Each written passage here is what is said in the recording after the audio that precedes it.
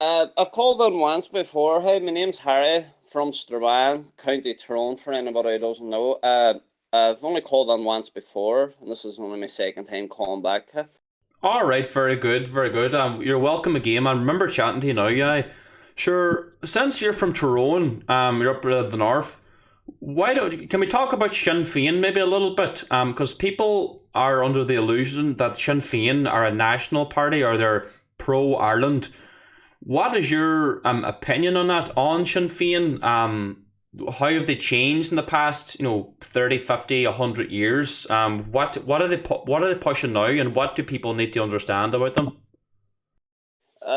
Sinn Féin now are like I would say they're probably one of the most anti-nationalist parties there is in Ireland, and you know they're not even Republican as well. They claim that they're still. Here's the term they use. I've seen on their Twitter. They says that we're not just nationalists, we're progressive nationalists. And what this like American term for progressivism is just pure nonsense. It's they've a horrendous track record, especially in the South, which they've lost most of their political support. They had an MEP for Dublin called Lynn Boylan. They're pure EU loyalists now as well. She lost her seat there in the last EU election. But not only was she getting money from the EU, she was getting money from the George Soros Open Society. She was registered as a party member at. So this is how badly they've been sold out.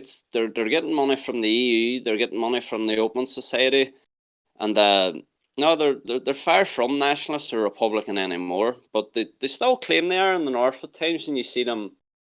There was a commemoration there last Sunday, or Sunday past in Strabane. It was the hunger strike commemoration. The main one, Sinn Féin organised it, but it was held in Strabane, and they had up on they were up on a big trailer giving speeches and all. Martina Anderson, she's the MEP for one of the three MEPs for Northern Ireland.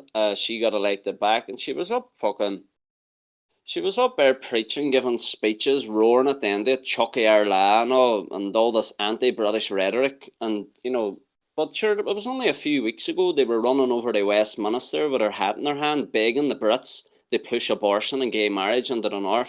They wanted the Brits to push law upon the Irish people. So they're complete hypocrites and they're a disgraceful share of sellouts.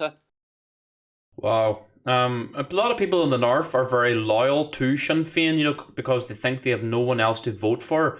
But you see a lot of the Catholics in Northern Ireland now starting to vote for DUP because Sinn Féin are pro-abortion and they're for this LGBTQ nonsense and forcing that on our children. And you very rarely see them with the tricolour. You'll see them with the rainbow LGBT flag. You're completely right. Hey, this abortion issue is a big thing. The people in Northern Ireland never got the vote in it. They never got their say, so now it's being forced in the back door through Westminster. Sinn Féin are meant to be abstentionists. They're not meant to take their seats, and they're not meant to recognise.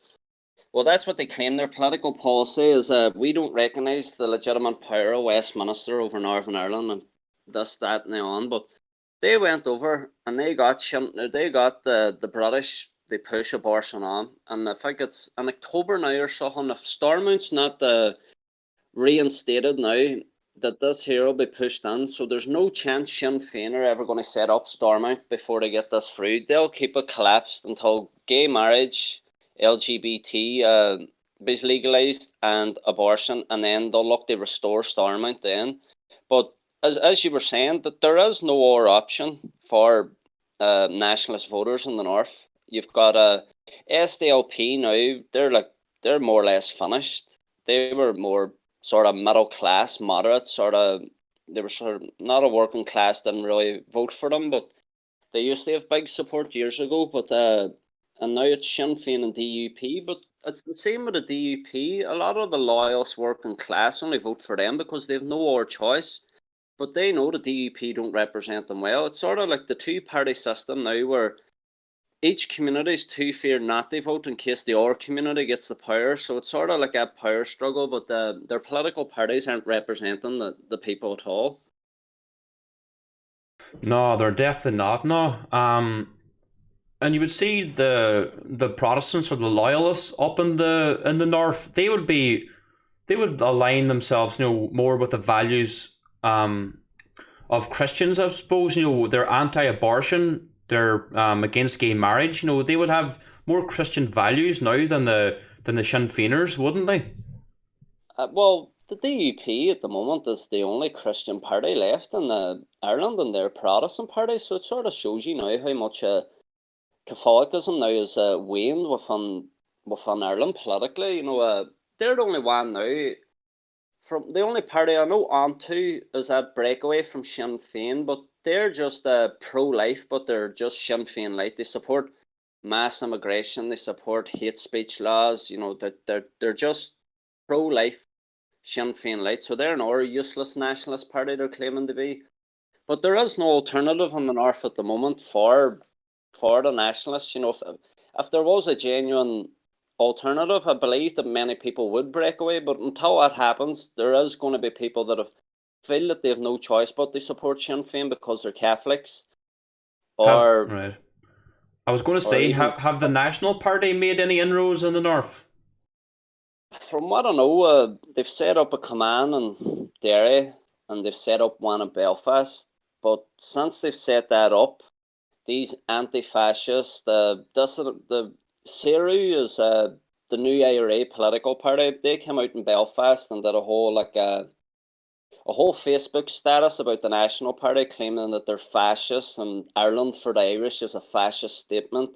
So they're already sort of getting a wee bit of pushback from these like Marxist communists who claim themselves to be Irish Republican and nationalists, but sure, all the Irish, if you're an Irish nationalist, you want an Irish nation for the Irish people. And they claim that there's a fascist. It contradicts the whole thing they claim to be. They're just a bunch of numpties and drug dealers. Wow. If the people who fought and died for this country saw what happened and saw what happened, or saw how Sinn Féin have completely changed, and the Republican movement has completely flipped, and now they're pushing gay marriage and open borders and LGBT nonsense. Like, what would they be thinking? What do they fight for? See the thing about years ago, hey, a lot of the people within the Republican movement may have been provisional IRA or INOA or whatever or factions there was. A lot of them were conservative Catholics, but they were staunch Irish nationalists and Republicans. Now it's all communism, it's all Marxism, it's none of them people at all fought for the EU. None of them thought, we're going to have a conflict now in Northern Ireland and we're just going to hand it over to the EU. We're going to import vast numbers of people into Ireland, mass immigration, because, it completely defeats the whole purpose of what they were fighting for. And it is a disgrace, the many people on all sides that lost their life years ago. And the sad matter of the fact is, it was all for nothing. When you look at it now, you can't say always nothing. It was all for nothing. Yeah, does that suggest that during the Dirty War or the Troubles, was that all completely controlled? There is definitely if you look back now at the very start, Sinn Féin has always been the political party of the Provisional IRA. The IRA at the start were very military, and it wasn't until 1981 that Sinn Féin started to get politicised in the sense of going for votes and standing on elections after the hunger strikers. And ever since that, then they've been always getting more politicised, but they've always been run from the leadership down MI5. They've always been how early it started in the movement because they formed late 60s, early 70s, and they broke away from the official IRA. And then the official IRA disbanded then, so the provisional IRA led it on then. But they were always, if you look, for example, at Freddie Scappaticci's steak knife, the internal security unit within the IRA. So if there was any informers, etc., if anybody got interrogated, they would have to go for an internal interrogation. Questioning by the Nutting Squad was the nickname for it. Most of these people in the Nutting Squad were from Belfast, mostly West Belfast. Most of these men were MI5 agents, so they were torturing innocent people, and then they were getting them to force confessions and recording them. But the whole time, the people who were the touts was the ones doing the interrogation and the torturing.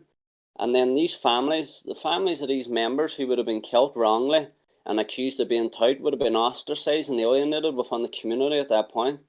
So Sinn Féin, IRA, the whole leadership, everybody knows there's so many of them that was working for MI5 and that were protected. It's all coming out now. Sure, you look, even for example, recently there was an article in the Independent, it's a Free State newspaper. There's a boy called Paddy McGahan. He was a child years ago in the 90s. There was an IRA man raped him. Sinn Féin did an internal investigation on that as well, the Provost at that time. There was loads, like there was meant to be like 100 abusers within the organisation, and they were meant to shifted loads of them over into the Free State as a result of it. Instead of kicking them out or getting rid of them or shooting them or putting them out of Ireland, or let's put them over the border, out of sight, out of mind. So this is the sort of organisation that you're dealing with. You know, they were always like loads of the leadership from right up under the Sinn Féin leadership, under the Provost. They were all MI5. They covered up paedophiles, they covered up rapists, they did all sorts of atrocities, and then they have the cheek end to come out and march in and call themselves non-sectarian freedom fighters and heroes of Ireland. I think everybody's going to start waking up to the lies now. Yeah, and didn't Martin Ingram, or Ian Hurst as he was known, he was a handler in the Force Research Unit, which was a secret British Army military wing of the Crown of England, and they were operating in Northern Ireland, and no one knew about them, and their sole job was to recruit informers on both the IRA side and the UVF, the UDA, and he's wrote a book about Freddie Scappaticci's Steak Knife. It's a fantastic book, and he contends that half of all top IRA members were all MI5, all working for the Crown of England. So that suggests that the whole thing was controlled from top to bottom, both sides. What do you call it? The Smithwick's Tribunal. He exposed that 99% of UVF, UDA members were all informers.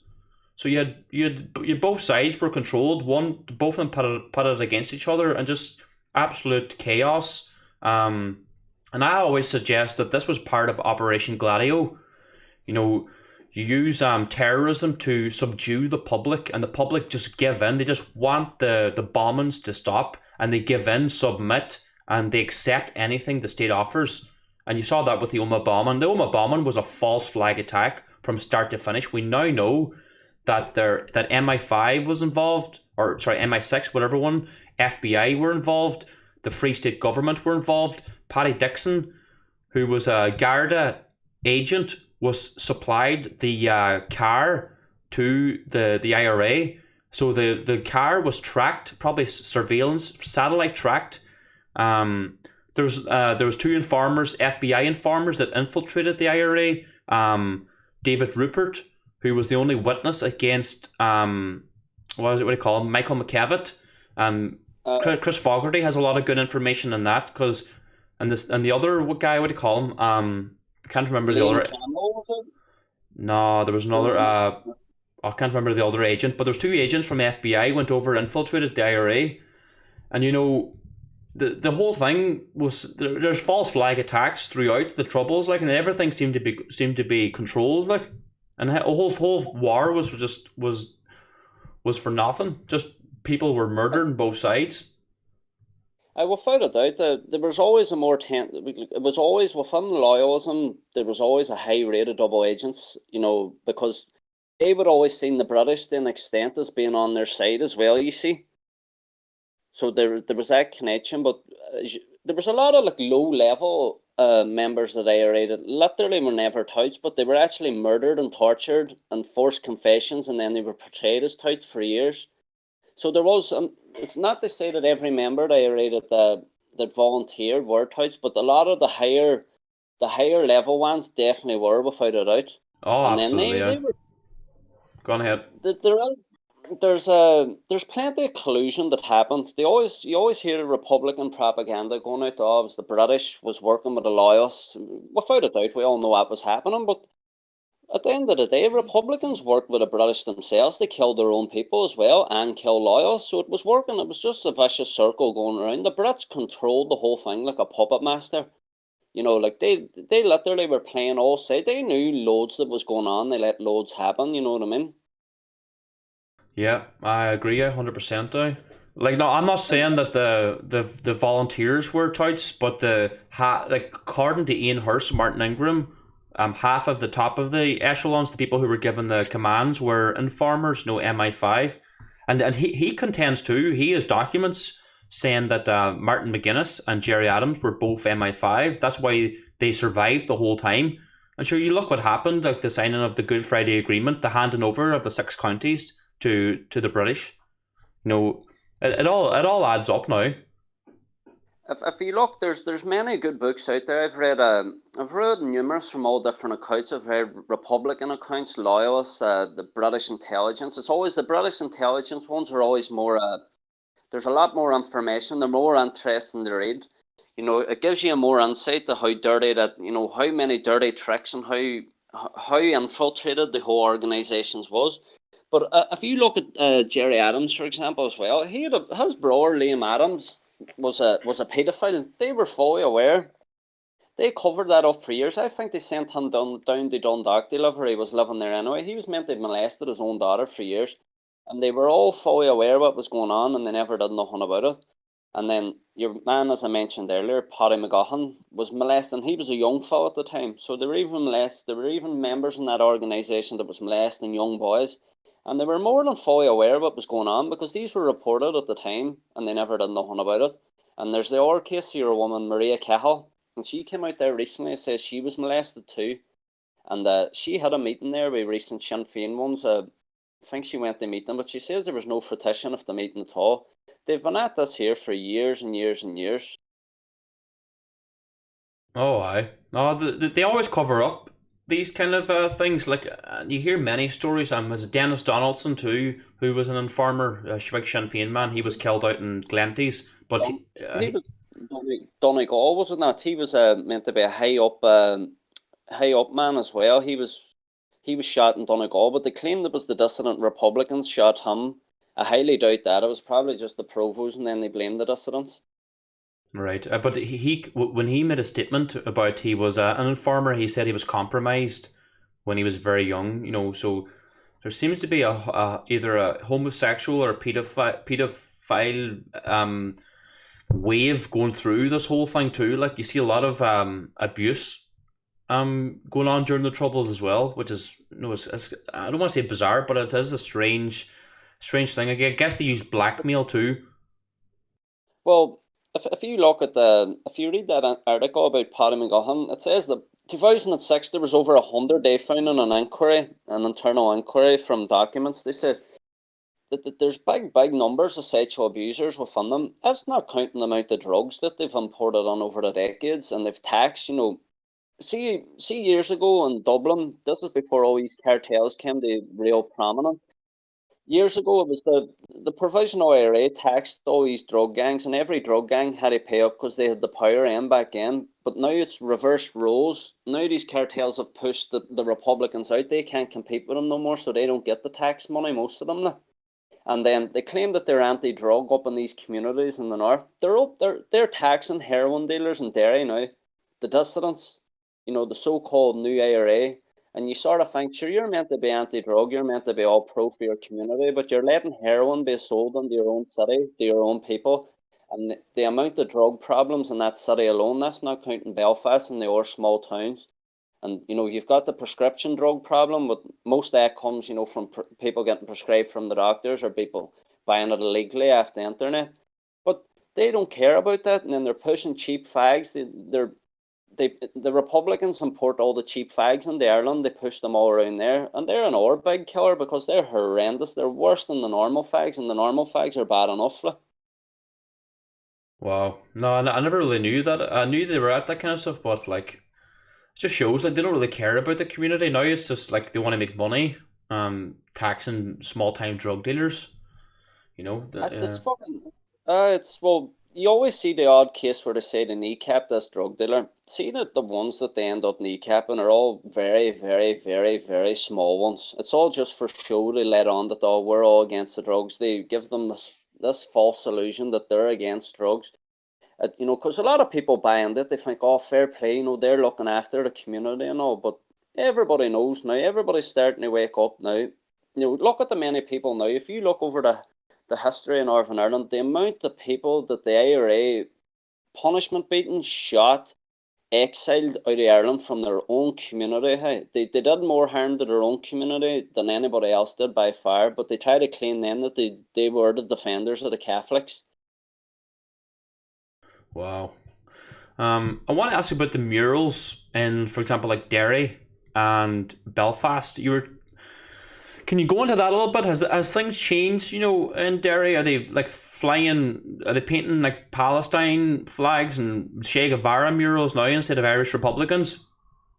Uh, Derry has a lot of good murals. It's a lot of tourist trade as well. Derry picks up a lot of tourist trade now. You go in the summer now, it's full of Americans. You see Italian students, and then it's a big tourist thing. But if you look now, they painted the Free Derry Wall. It's like the most famous mural in Derry by far, and they painted it pink for, I think it was feminism at this point, and then they were flying LGBT flags from the top of it.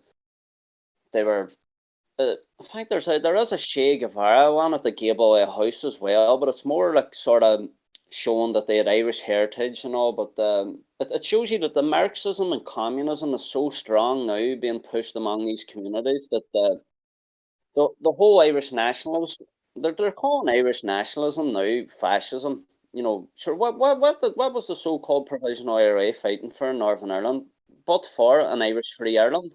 So therefore, if Sinn Féin's calling Irish nationalists now fascists, so that means that the whole basis of their party, their whole existence is fascism. They're just hypocrites. It's just pure.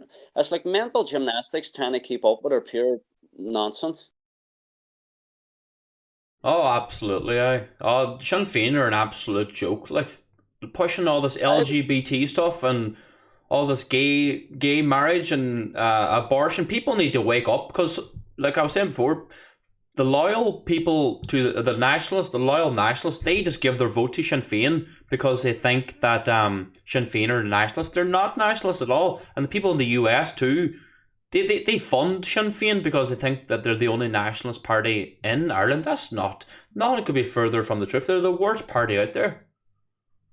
Look, there's an organization in America called Friends of Sinn Féin. The I think your man running it might have been the man who was running it there passed away recently, but it still goes on. They get a lot of money from America. You must understand, even throughout the years, all the money and the guns mostly came from America. That's always been a source of their money. Even years ago, if you look back to the Fenians and the IRB, it was always America that sent over the most money and the most support from the diaspora over there. Without a doubt, I seen an event Sinn Féin was holding over. It must have been recently in New York or something, because that seems to be the base of it. And it was all green, white, and orange left. Nothing to do with LGBT, nothing to do with feminism, nothing to do with the EU. Then it was all just pro Ireland and pro Irish. So they try to keep it crafty. They let on that they're still a pro. They're an anti-Irish party. That's as simple as that. They can't claim always. You can't call yourself a Republican if you want to be ruled by the EU. The EU is just the new equivalent of the British Empire. And this mass immigration, multiculturalism, and diversity is just the Ulster Plantation 2.0 from the third world instead of Scotland. Sinn Féin want a united Ireland ruled from Brussels. That's what it is. If you said them, what's the difference? Like, the DUP want the six counties Ireland ruled from London, but Sinn Féin want the 32 counties Ireland ruled from Brussels. Do you know what I mean? Why don't they turn around and say we want the 32 counties ruled from Dublin? You know what I mean? From our own independent sovereign government. It's the hypocrisy is unbelievable. And if you look, it gets that bad because if you look at Ogra Sinn Féin now and you look at their Twitter accounts, you look at how they're operating online, the speech they're using. This whole. I seen there was a recently there was a Sinn Féin member in Galway. I think it might have been the university, and there was a picture of Fine Gael youth. All these young Irish lads went to some political meeting or something, and she put up the picture and says, Look at all these white middle class, middle class white boys. There's no diversity in this crowd. No POC, this Americanized term for people of color, and this whole the Irish of white privilege, and this like race pump politics. They're important on now via the universities and the media, and people are latching on to it. You see, and that's a big problem as well because it's such a divisive style of politics. Yeah, absolutely. Yeah. I want to ask you a question about the hunger strikers. About Bobby Sands and the role of Sinn Féin and all that, and they latched onto that. Can you go into that a little Well, bit? that's how Sinn Féin can they. Before that, there was always, that was 1981. There was a death in Fermanagh in South Tyrone. That's a constituency for an MP place. I think your man was called Frank Cairn. I could be wrong, but I think his son's own Cairn. He died, so at that time, Bobby Sands was, I think he was just on his hunger strike in the Long Kesh. So they says Sinn Féin thought, you know what we'll do? We'll make him stand for election from jail on the hunger striker. And it was a tightly contested political election, but Bobby Sands eventually won. And he got elected from Westminster while he was in jail as an IRA prisoner. Like, but of course, and then as what happens, he died then. I think it was after maybe 66 days. I could be wrong, but there was another 9 men after him died then, the hunger strikers. But Sinn Féin realised after once they set him on that by-election, it was just by chance that somebody died in that constituency at that time, so they set him there. So they realised then that they had a political mandate, and they knew they could grow the party. And it is well says that after so many of the 10 hunger strikers died altogether, but they says that after a certain amount of number, they were given a deal, but Sinn Féin refused to tell everybody in the families, so they let extra hunger strikers die so they could build up the party. So that's well known within Republican circles, well documented. So that more men died than should ever for the hunger strikers, so Sinn Féin could just build up politically, reach up, sell out. It was just, it's a shame on them families, you know what I mean, and all the other families of volunteers who died or who were shot, over the years, and a lot of them, have nothing to do with Sinn Féin. Of course, there is some volunteers, families who still engage in them all, but a lot of people have turned away. They've realised that how much of a sellout they've been. They sat in Stormont, which they says they would never recognise. They ran the Westminster for abortion. They says they don't recognise English power. They were always claiming that they were anti-EU until what, less than 10 years ago. Now they're running to the EU's lapdogs. They're running after everybody. They don't have a care for the Irish people. They don't care for the Catholics and the North. They actually, it's an absolute disgrace now the way it's gotten, and it's a shame that there's no representatives now for the people in the North, where that be Protestant or Catholic. They have no choice. They vote for these two defunct parties who don't care about them. You're 100% right there. There's definitely an opening there for a group or a political party to get some votes. I want to ask you about David Irvine, the UVF leader. He went to the White Uh, House in 1994. Are you aware of that story and about how that was documented and the response he got? Uh, David Irvine and Brendan Hughes did a book. I think it was called the Boston Tapes. It's called Voices from the Grave. They did a whole lot of interviews with this book, but it wasn't until they both died that the book could have been released. So it's actually a very good read. He says in this book, from what I can recall reading it, the whole purpose that the United States got involved in the peace process at that time was to get the British out of Ireland so they could take them over to the Middle East. And as you know yourself, from the 90s onwards, Britain and America hasn't been out of the Middle East. So he says that it was the whole purpose to get the British out. He says the Americans was just to get the British Army into the Middle East with America as allies. Wow, it's unbelievable, isn't it? And it wasn't David Irvine told that, or he asked the question. Like, I always thought the U.S. was for the provos, but he was corrected and said, "Oh, no, no, no, we were never for the provos. Like, we always or he said something like Islamic fundamentalism which suggested that they were on the side of the loyalists and they wanted to defeat the IRA to get the British Army into the Middle East fighting the Zionist wars. That's what it is. Behind the whole thing, we all know when it comes to foreign policy, especially in the Middle East in regards to America, it's uh it's the wee men with small hats who make them decisions. And Bill Clinton played a big part in the 90s peace process. The EU didn't play no part at all. If you look back now, it was the British, the Irish, and the Americans played their part. The EU had nothing to do with it back then, but they'll soon rewrite that history and claim that they're the ones keeping the peace. But Bill Clinton was chasing the Irish American vote as well, and then they get in the power in America, and then the Americans wanted the Brits out of Ireland because at that time they were pushing for the Middle East, and as we've seen the last 30 years, look at the devastation they've caused across the Islamic world and the Middle East at behest of the Zionist Jews of Israel. Yeah, absolutely. Yeah, And 100%. if you look at Bill Clinton as well, Bill Clinton settled multiple rape cases out of court. He Well-known did. sex offender. Yeah. He was recorded going to Jeffrey Epstein. For anybody who doesn't know him, he's a billionaire Jewish man. He had an island, and it was just literally a paedophile island where they abused children and women. Bill Clinton's been logged flying under that on the so-called Lolita Express, which is Epstein's plane that takes him to the island 26 times. A multiple racist or rapist uh, going travelled on an island where people were molesting children, and Sinn Féin loved Bill Clinton. Bill Clinton he spoke at Martin McGuinness's funeral in Derry. He's lauded as a hero, but he's a sex offender. Do you know what I mean? This is the sort of people you have to deal with. They prop these people up as heroes, but they're some of the most vile, disgusting people about.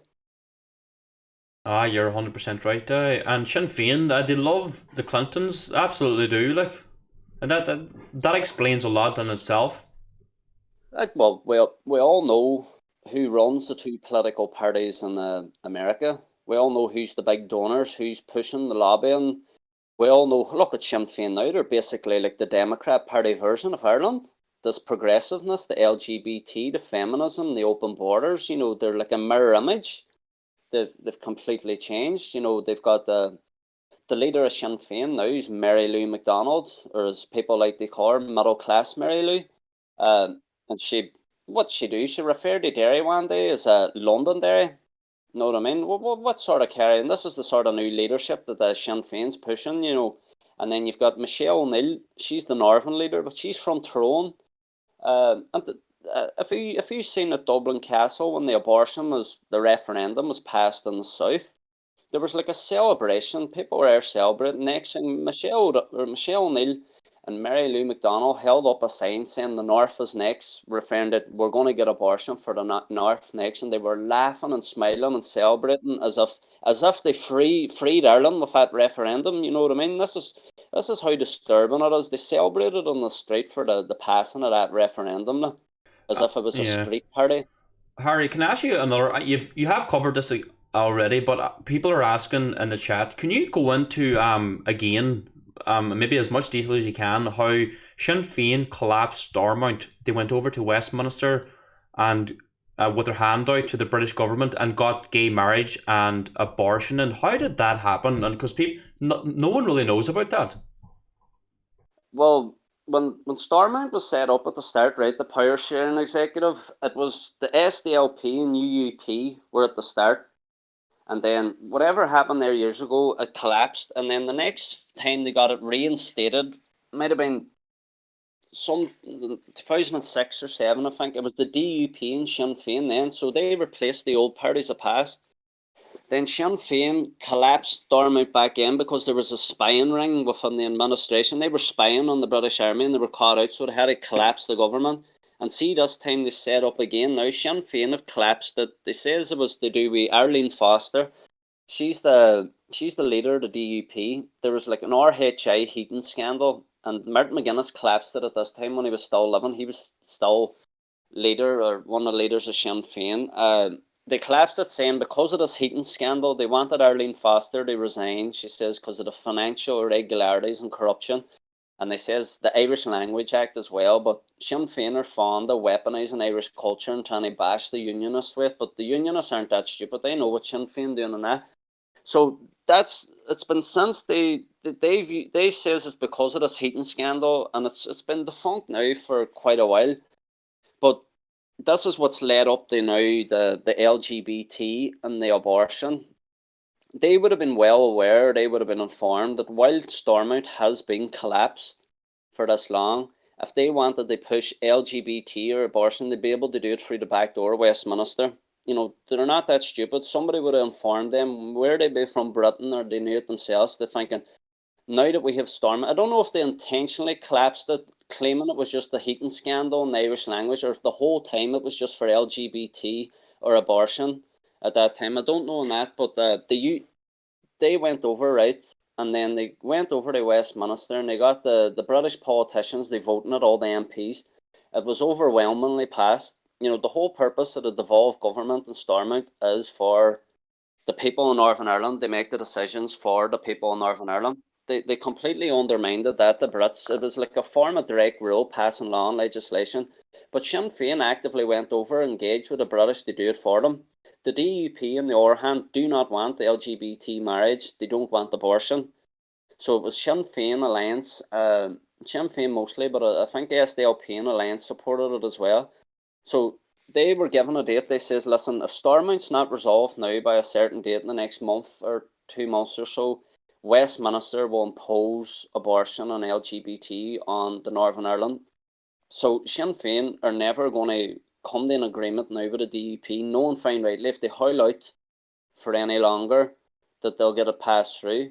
But they definitely went over and they had an agreement. They made a deal. There was a newspaper article with Sinn Féin MP Conor Murphy. He's an Armagh man, and he openly says that they made a deal on abortion and LGBT. How long ago was it? How long ago they made it? I'm not sure, but they were definitely a backdoor deal done between Sinn Féin and the Brits. They pushed this upon the people against the will of the people. It's not really democratic. It was never got they put to a vote. But they knew if it was put to a vote in Northern Ireland anyway, the DUP would never agreed with it, and then a lot of their own community wouldn't have voted for it as well. Right, okay. Very, very good explanation there. Are people starting to wake up to Sinn Féin's shenanigans? You know, that they're pushing gay marriage, abortion, open borders. Like we've seen what Martin McGuinness and Jerry Adams were doing outside Stormont. They were hoping up refugee welcome signs. You know, like, can you imagine in the 70s telling the Republicans that in the future that Jerry Adams and Martin McGuinness will be doing this, like holding up refugee signs, refugee welcome signs? Is there any sign of the hardcore nationalist Republicans in the north waking up to Sinn Féin? See the men you're talking about as well, and the woman. A lot of them are a lot older now. Ones who would have volunteered or been members or drifted away. You know, a lot of people got disillusioned after the peace process. You know, a lot of their members went to join in the 1997. That's when the real IRA was formed, who were meant to be responsible for Roma bombs. So they lost a lot of support to them. They have there's members of the IRSP, that's the political faction INOA. They don't get on with them here. And then you've got there is factions within that broke away from Sinn Féin years ago that don't get on with them. But now, as you're saying yourself, as I mentioned, your man Brendan Hughes, who did the book with David Irvine, he was a high up provisional IRA man from West Belfast, and his years before he died, he completely abandoned them. He's seen them what they did. He says they completely sold out. He says, and the book's a great read for anybody who'd be interested. It gives you a complete insight. He says he served years. He did years in jail. He was out shooting. He was doing all sorts, and he ended up doing it. He realised it was all for nothing. Because if you go up West Belfast, there's a mural, right? There's the first man they ever put the blanket on in the jail. It was a form of protest. They didn't want to wear the prison uniform because they didn't consider themselves criminals. His name was Kieran Nugent. He was the first man they ever donned the blanket. He says, I'm refusing to wear it. I'm a political prisoner. At the end of him, he became an alcoholic up in West Belfast.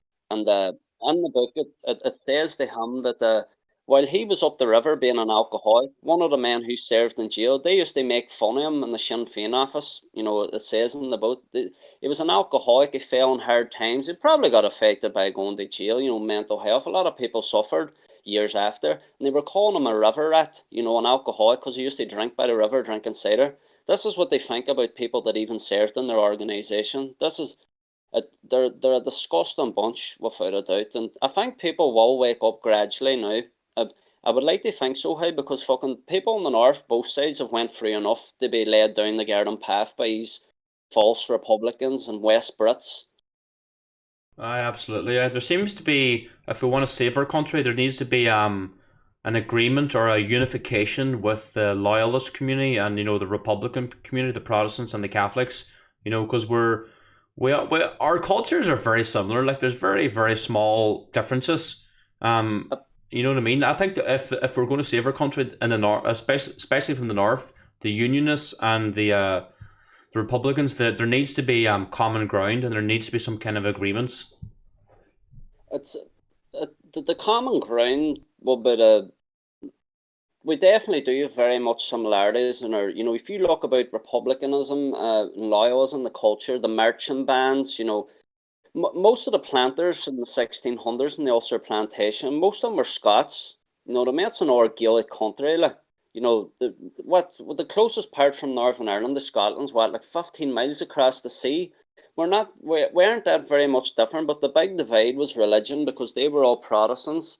And then, as you know yourself, Ireland was a Catholic nation, but there is very much similarities, without a doubt. But the common problem will be the mass immigration as the north hasn't been affected as badly as the south, at some point it will be, and the people will start to wake up and they realize, you know, we've lived in segregation from the Catholics and Protestants, but now there's a common problem, and if they don't unite, you know, uh, there's no solution that they'll have to come together to a certain extent. They sort of keep it Irish and British because that's what it is. You know, they identify as British, no matter what you can do. You know what I mean? That's their heritage. You can't deny it to them because they generally are British. They're even, you know, you look at them up on earth. Some of them are even more British than the English. If you know meet them, that's what they say. Like. But that's the thing. It's the segregation. It's the religious hatred still exists to an extent. But little will they realise when the mass immigration come that they'll put them differences to aside and they'll have to find common ground, and I hope they do. Yeah, absolutely. I like on this channel, like we've nothing against the Presbyterian Protestant community. Like we kind of see them as cousins. They've integrated into our society. We all like the same things. We like the same sports. Like we play the same sports. We all drink in the same pubs nowadays. Like we've integrated where we're marrying each other. Like so, I think differences need to be set aside, which are only small differences anyway. And like we have nothing against the Protestant community on this channel. Like we see them as our cousins, and we definitely need to unite. Because we've common problems like with mass immigration. And how do the loyalists deal with mass immigration up in the north? I'd say it's another one. Hey, see the thing with the Protestant population now in comparison to the Catholic, it's more older and they're not as having as many children as the Catholic. Not they say that the Catholics are having big families like they did years ago, but there's still quite a young ones having weans. So I mind reading or watching an interview. A man in Belfast was referring that because of the aging population and some people are dying off in the Protestant population, there's nobody to replace them. That there's a lot of house, you know, welfare housing going up for grabs now in Protestant areas. So I've been to Belfast up by Windsor Park. It's sort of about South Belfast direction by the university, and there is quite a lot of immigrants in that sort of area, and that would be traditionally a Protestant area. You know what I mean? But I've never really went into any Catholic area in Belfast. Well, Belfast is always easier to get a feel for it because it's the immigrants tend to settle in the big cities first before they go out anywhere else. But I haven't really seen it much in the Catholic areas. But there is one settle in Northern Ireland now. Portadown. That's a that's a mixed town. There's Catholics and Protestants, but that used to be like a proper loyalist heartland. But there's like it's quite a lot of immigrants now. So things are changing. There is immigrants coming into Northern Ireland, but not to the same scale as the South yet. But that'll soon come. Yeah, absolutely. Yeah, yep. There seems to be a large demand for housing in the Catholic areas, so the immigrants are being housed in more Protestant areas. Is that true? Is it? Well, I would say so, because see Strabane and Derry. Hey, Strabane's mostly Catholic. Derry is a sizable Protestant population too, but see the demand for housing. Hey, Jesus, I know that the South is wild bad, like because there's homeless people everywhere, but the demand for housing's wild bad. All over Northern Ireland, the small towns, the villages. There is a high demand for it, but the problem is, you see, they're taking, from what I know anyway, and Derry, they're still taking in Syrian so-called refugees. That war's over, like, they're still housing these people over the Derry people. There's people that need houses from Derry, and then there's people being still taken from Syria, letting on that all the refugees we need to house them, they're fleeing war. That war's over, like, people will start to wake up and they see when they struggle to get houses, fuck, housing's a priority, you know what I mean? Like, especially if they're young Moors, looking, if they've recently had weans or something, they'll need a house of their own if they're moving out of their parents, you know what I mean? And if people start to recognise then that they're handing over houses left, right, and centre, they non-Irish, a lot of people's just going to not take it. That there's going to drive people mad, you know what I mean? It's going to lead to people just being restless. Yeah, absolutely. Now, before I bring on another caller here, Harry, do you have any solutions on what we should do moving forward, maybe for the people from the north and how we can bring them together? Well, see one of the major factors is there is no alternative to Sinn Féin at the moment. You've got a lot of like people who like Sinn Féin's a cult. See if you ever meet, they call them Shinnerbots, some of their cult members, like the hardcore supporter. You would never get through to them. No, never. Some of them are like that brainwashed and it like, but there's some more people that feel that they have no choice but to vote Sinn Féin. There needs to be a political party alternative so they know they can change their vote, but that would take a while to build up. But I do believe that there needs to be a hand put across to the unionist community, especially the working class. You know what I mean? Because they'd be the probably most receptive to it. That there needs to be some sort of engagement with the Catholics and Protestants in the north, and they realise that if mass immigrations come, it's going to hurt both sides of the community for housing, for school places, for jobs, low skilled jobs, etc. They don't want they don't want they live in segregation as it is in most areas in the North Ireland, Protestant and Catholics. They don't want to have more cultural segregation from maybe, I don't know, Africans, Middle Easterns, Asians. You know what I mean? You can't just keep adding. It barely works with two cultures. Never mind adding in 40 or 50 extra ones. Like. Yeah, like the Catholic and Protestant communities, our morals are pretty much identical. We have all Christian values. We're frugal. There's very slight differences. We like on 12th of July they have marching bands, but you're on the opposition side, the Catholic side, they have marching bands. They like the same things, eat the same food, like the same sports, pretty much like the same music. And they need to realize that we have far more in common with each other than we do, with people from Africa or the Middle East who don't even speak our language or have nothing in common with our culture. Well, that's completely true. What you're saying in regards to comparing cultures, there's many bonfires that take place on both sides. You know what I mean?